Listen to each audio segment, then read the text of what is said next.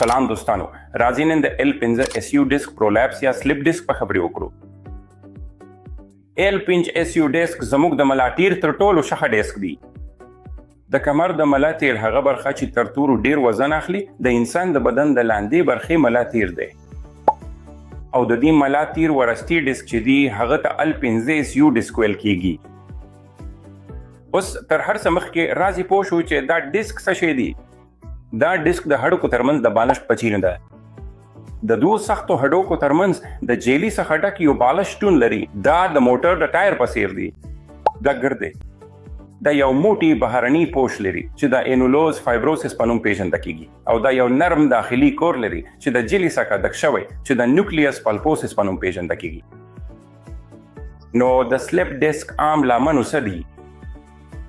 په نورمال ډول سلیپ ډیسک د وزن زیاتولو یا سیګریټ څکولو په څیر عواملو له امله وي، یا که څوک منظم ورزش نه کوي، یا که څوک په خراب حالت کې ناست وي لکه د صوفې یا بسترې پر سر د لپټاپ سره کار کول، یا کله ناکله د تپونو له امله.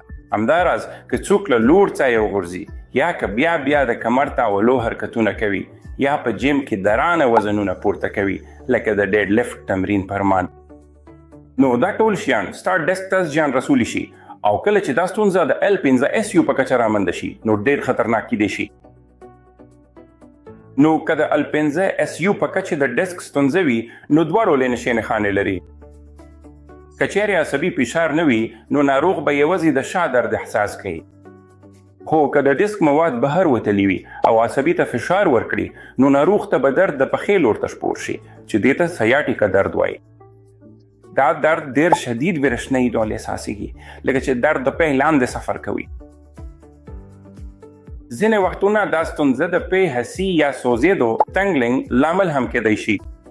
نو که تاسو د پې حسي یا سوځېدنه احساس کړئ دا معنا لري چې عصبي ته فشار راغلی دی. ځینې وختونه کېدای شي د پښې په یو برخه کې ښکاره فلج یا کمزوري هم رامنځته شي.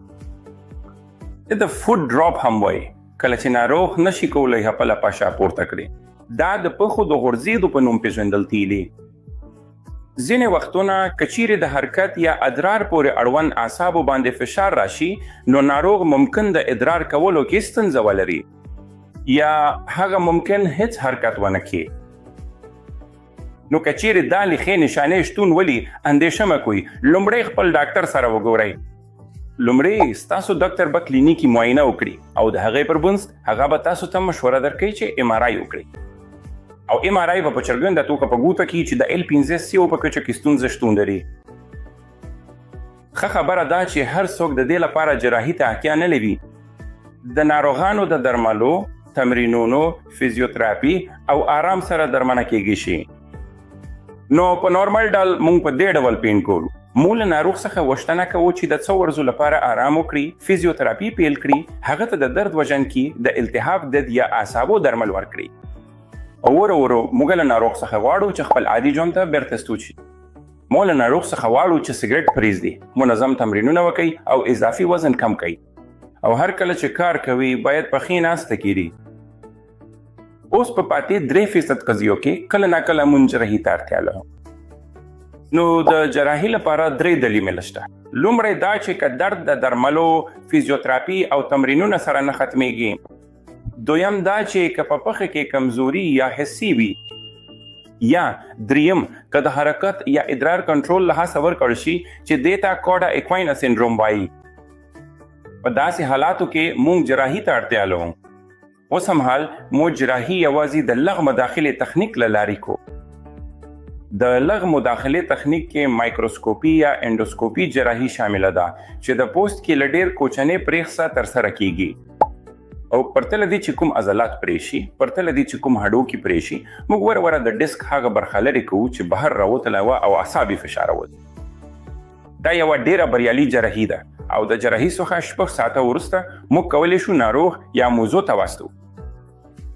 معمولا ناروغ ته اجازه ورکول شي چې په هماغه ورځ ودرېږي او وګرځي. هغه ګرګېدلی شي، بیرته خپل کور ته تللی شي. همدارنګه هغه ته اجازه ورکړو کیږي چې له زینو پورته شي. او د دې جراحي ګټه دا ده چې بیا رغونه ډیره چټکا ده. خو څو ورځې کې دنه ناروغ کولی شي بیرته دفتر ته هم ولګ شي. نو که تاسو د L5-S1 ډیسک پرولاپس څخه ځورېږئ اندېښنه مه کوئ. خپل ډاکټر ته مراجعه وکړئ او ستاسو د MRI او کلینیکي معاینې پر بنسټ هغه به تاسو ته مناسب درملنه دروښيي. مننه.